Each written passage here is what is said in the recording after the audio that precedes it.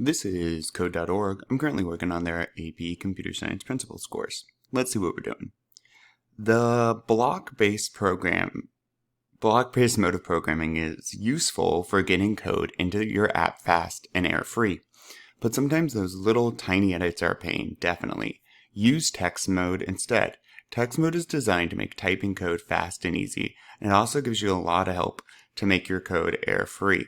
Let's recreate these variables again, but explore some of the features of text mode this time.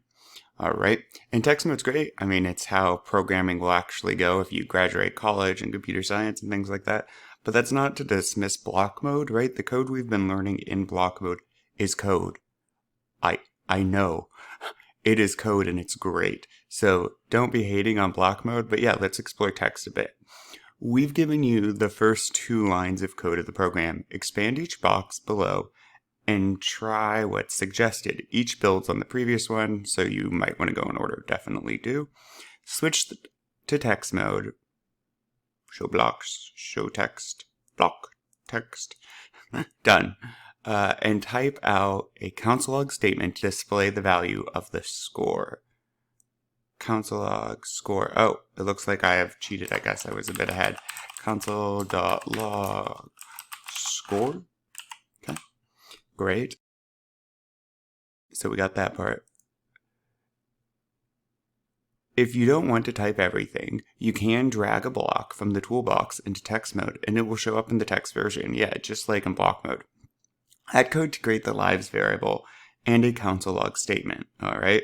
So just like score, I'm going to grab a var, boop, and I'm going to say lives, and then sure, I'll start them with 3, like they do up here, and then my console log, boop, and for a console log, I'll do it like they have.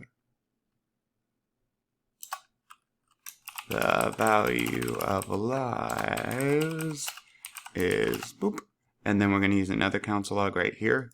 Just make sure you delete the quotes, which is also easier in text mode. They kind of fight you on that in block mode. Awesome. Check out the code for completion. When you type the commands, a tool tip pops up and tries to guess what you're typing. If you see what you want in the box highlighted, you can use the arrow keys and hit the tab key. It will autocomplete. Yeah, that's just like IDEs or real programming development environments in the professional space. Let's hit run, and yep, score is 0, lives is 3. Cool. Awesome. I'll definitely be using text mode a bit more in the future. Let's keep going.